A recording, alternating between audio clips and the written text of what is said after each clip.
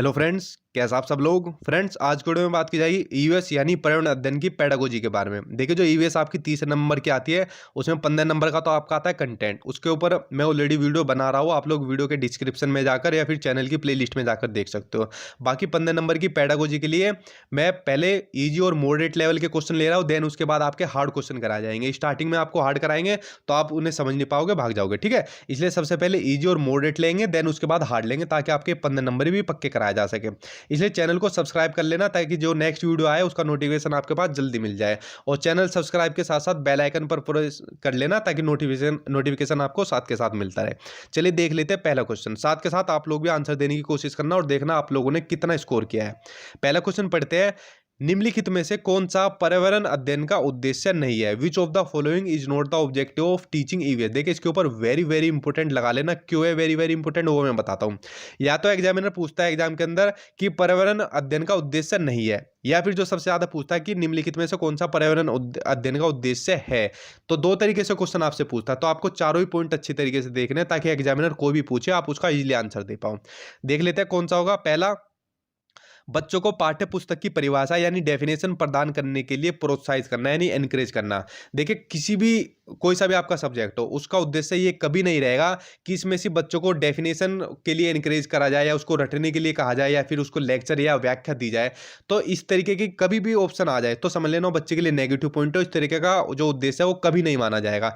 तो क्वेश्चन के अकॉर्डिंग आपका पहला ही आंसर क्या हो गया, सही हो गया। लेकिन बाकी के तीन ऑप्शन को देख लेते हैं, वो ऑटोमेटिकली आपके क्या हो गए, पर्यावरण अध्ययन के उद्देश्य हो जाएंगे। देख लेते हैं। जैसे दूसरा को ऑप्शन आपका कि बच्चे की जिज्ञासा यानी क्यूरियोसिटी और सृजनात्मकता यानी क्रिएटिविटी का पोषण करना है। छोटा बच्चा आपने देखा है कितने क्वेश्चन पूछता है आपसे, और अपने आसपास के पड़ोस में माहौल में बहुत क्वेश्चन पूछता है कि ये क्या है, ये क्यों है, ये ऐसा नहीं तो ये ऐसा क्यों है। तो उसके अंदर बहुत जिज्ञासा रहती है, बहुत क्रिएटिविटी भी रहती है बच्चे के अंदर। तो उसको हमेशा बढ़ावा देना चाहिए उसके डेवलपमेंट के लिए, उसके विकास करने के लिए। तो दूसरा क्या हो गया, आपका उद्देश्य हो गया पर्यावरण का। तीसरा है परिवेशीय मुद्दों पर जागरूकता का विकास करना, ठीक है। To develop and awareness about environment issues. इससे क्या होगा, जब बच्चे को बारे में इसके बारे में जागरूकता का विकास किया जाएगा तो कहीं ना कहीं उसका सामाजिक विकास होगा, ठीक है। आगे जब बच्चा वो बड़ा चल के एक अच्छा नागरिक बनेगा तो अपने समाज के विकास में कहीं ना कहीं योगदान देगा। तो उसमें जागरूकता का विकास करना चाहिए परिवेशीय मुद्दों से संबंधित।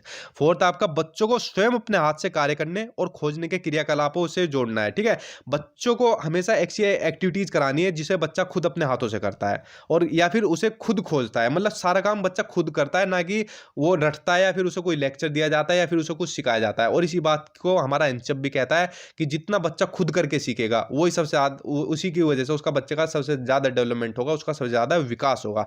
तो बाकी के तीनों ऑप्शन क्या हो गए, आपके पर्यावरण अध्ययन के उद्देश्य हो गए। पहला हो गया उद्देश्य नहीं है। तो इन तीनों ऑप्शन को भी देख लेना, क्योंकि एग्जामिनर कोई सा भी आपसे पूछ सकता है। नेक्स्ट क्वेश्चन देखते हैं। पर्यावरण अध्ययन की एक शिक्षिका निम्नलिखित कारणों से अपनी कक्षा का प्रारंभ कुछ मुख्य प्रश्न पूछते हुए करती है। सबसे कम प्राथमिकता वाला प्रश्न कौन सा है? कि भाई एक टीचर है, ठीक है, वो कोई चैप्टर पढ़ाना चाह रही है या अपनी क्लास शुरू करना चाह रही है, लेकिन शुरू करने से पहले वो कुछ क्वेश्चन पूछती है अपने स्टूडेंट से। तो आपको बताने की सबसे कम प्रायोरिटी वाला, सबसे कम प्राथमिकता वाला इनमें से कौन सा क्वेश्चन है। देख लेते हैं कौन सा है। पहला, शिक्षार्थियों का चिंतन या जो शिक्षार्थियों की जो थिंकिंग है उसको सीमित किया जा सकता है।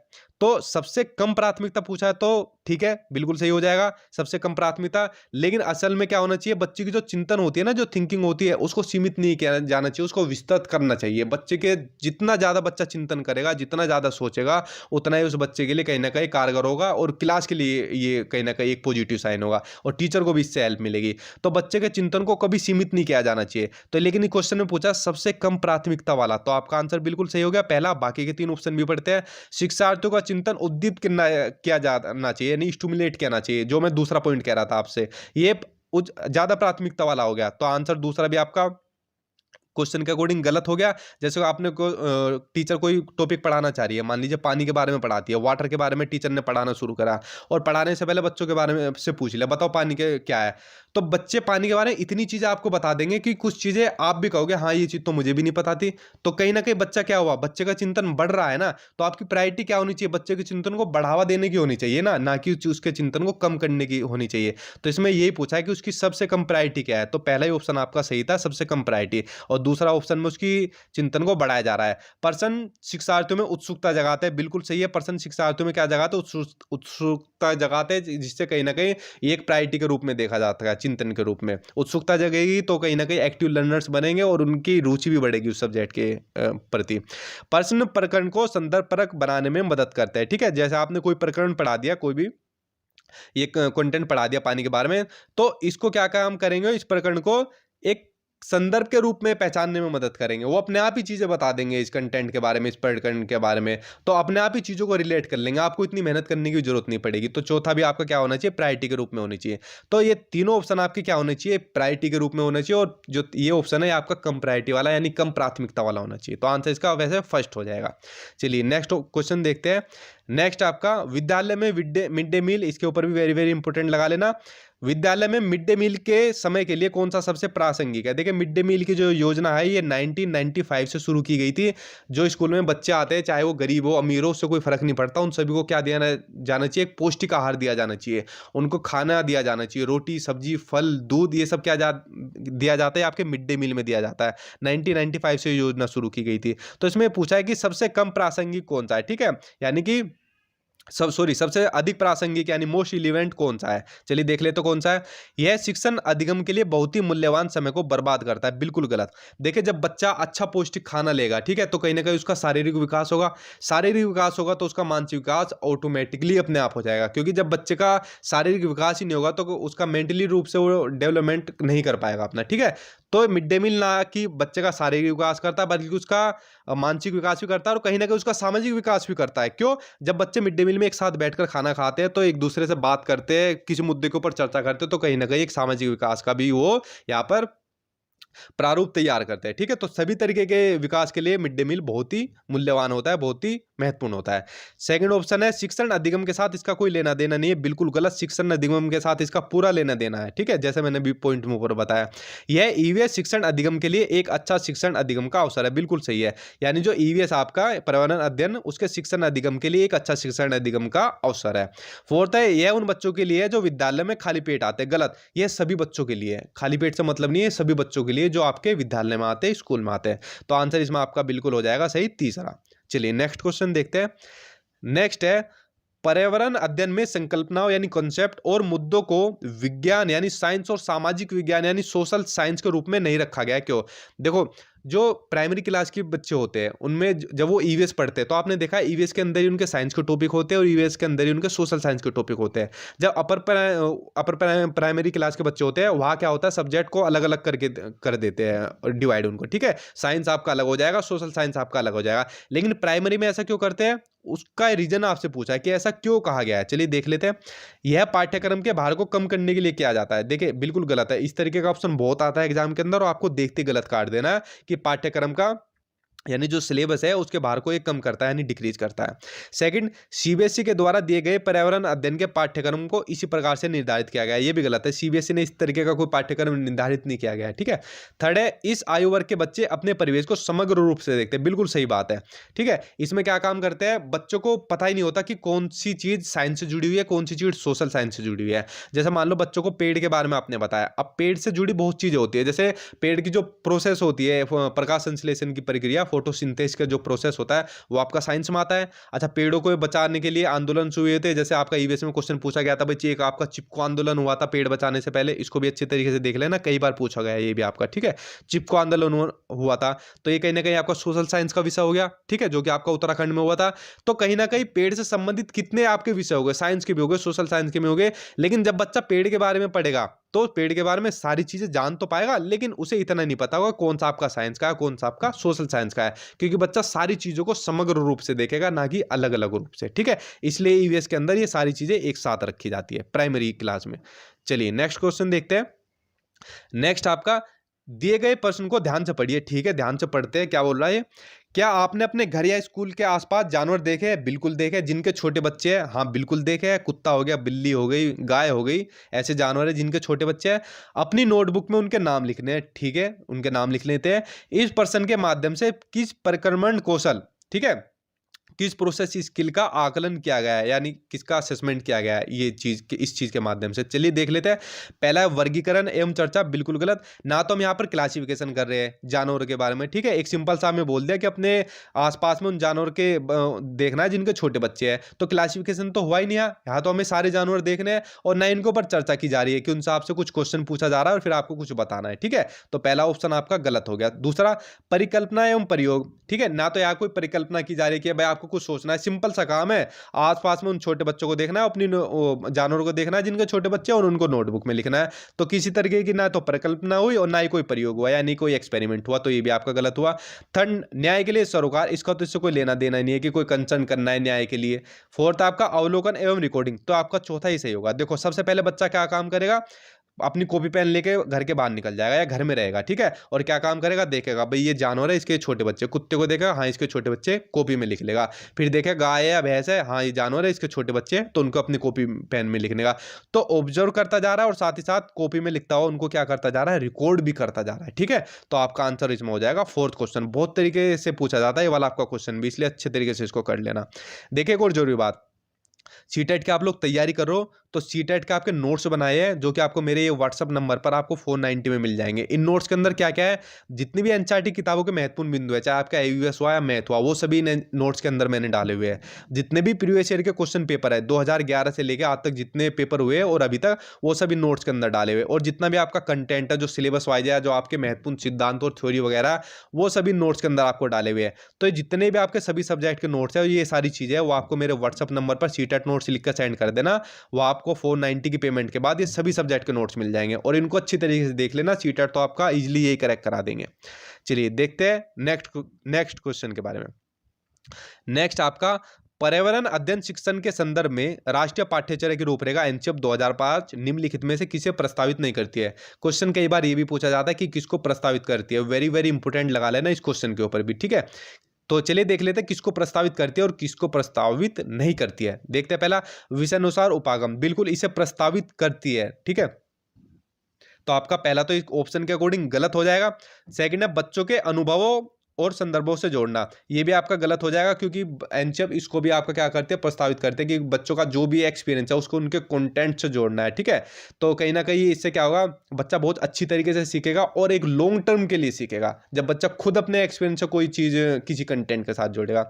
नेक्स्ट है हस्तपरक क्रियाकलाप, तो ये भी इसे भी प्रस्तावित करती है, लेकिन क्वेश्चन में पूछा प्रस्तावित नहीं करता। भाई जितनी एक्टिविटीज बच्चा अपने हाथ से करेगा, ठीक है, उतना ही ज्यादा बच्चा अच्छे तरीके से सीखेगा। चाहे आप उसे कितना ही रटा दो, कितने उसे लेक्चर दे दो, बच्चा नहीं सीख पाएगा। लेकिन जितना वो अपने हाथ से एक्टिविटीज करेगा उससे बहुत ज्यादा अच्छी तरीके से सीखेगा, लॉन्ग टर्म के लिए सीखेगा आपको।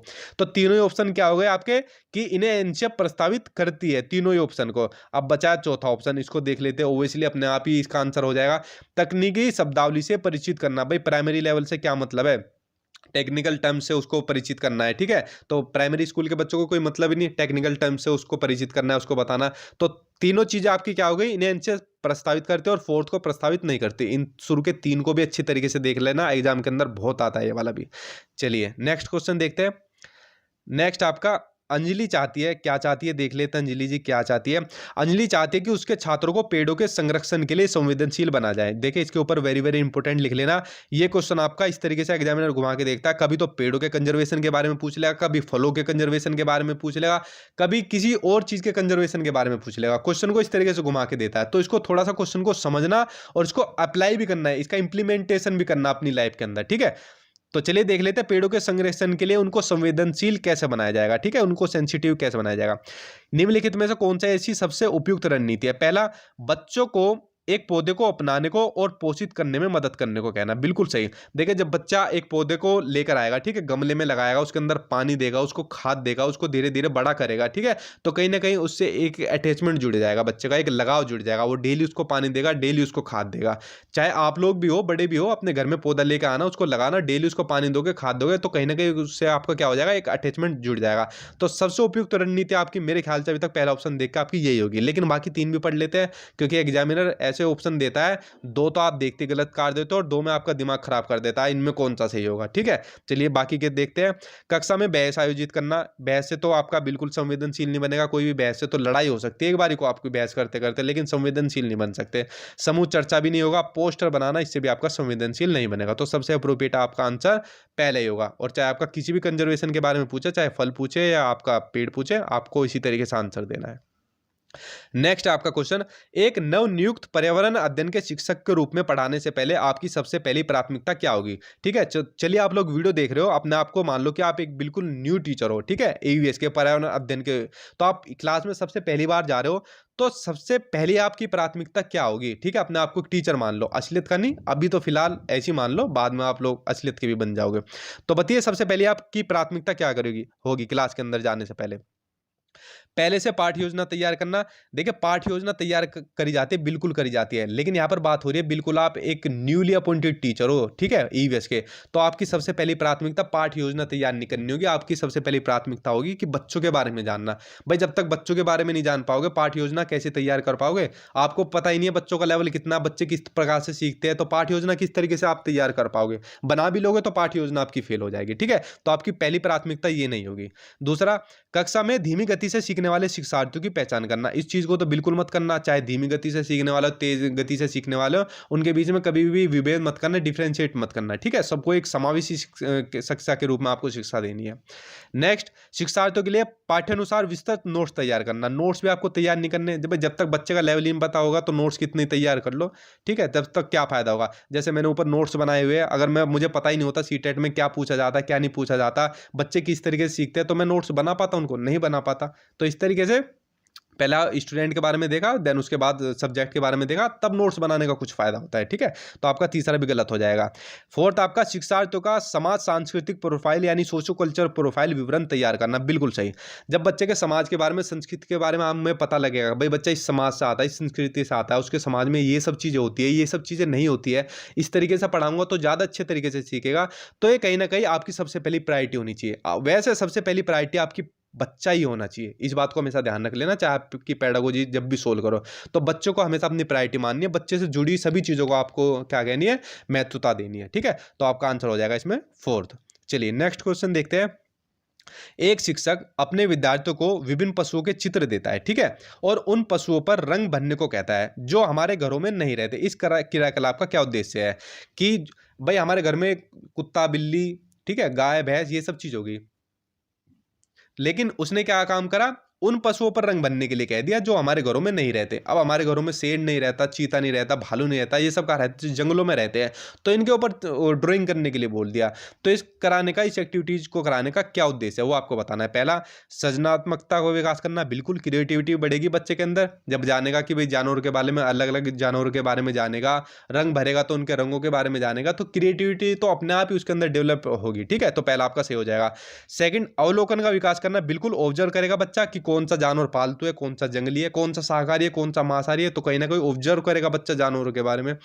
थर्ड, वर्गीकरण कौशल का विकास करना, बिल्कुल क्लासिफिकेशन, जो मैंने अभी बात की शाकाहारी मांसाहारी, वो क्लासिफिकेशन करेगा, तो कहीं ना कहीं उसकी जो क्लासिफिकेशन स्किल है कहीं ना कहीं इंप्रूव होगी वो। ठीक है, तो आपका तीसरा विषय हो जाएगा। फोर्थ, डाटा संग्रह का विकास करना। देखिए यहाँ पर डाटा कलेक्शन से कोई मतलब नहीं है, सिंपल सा एक काम दे दिया बच्चों को कि भाई उन पशुओं का आपको ड्राइंग बननी है जो आपके घर में नहीं रहते, यानी कि जो आपके जंगलों में रहते हैं, तो इसमें डाटा का तो कोई मतलब नहीं है, सिंपल सा उनके अंदर कलर बनना है, उनसे जुड़ी आपको जानकारी देने के लिए तो कुछ नहीं कहा। तो आपका फोर्थ ऑप्शन गलत है, तो आपके पहला, दूसरा और तीसरा सी हो जाएगा, ए, बी एंड सी। तो ऑप्शन आपका ए, बी एंड सी है आपका फोर्थ, तो फोर्थ आपका आंसर सही हो जाएगा।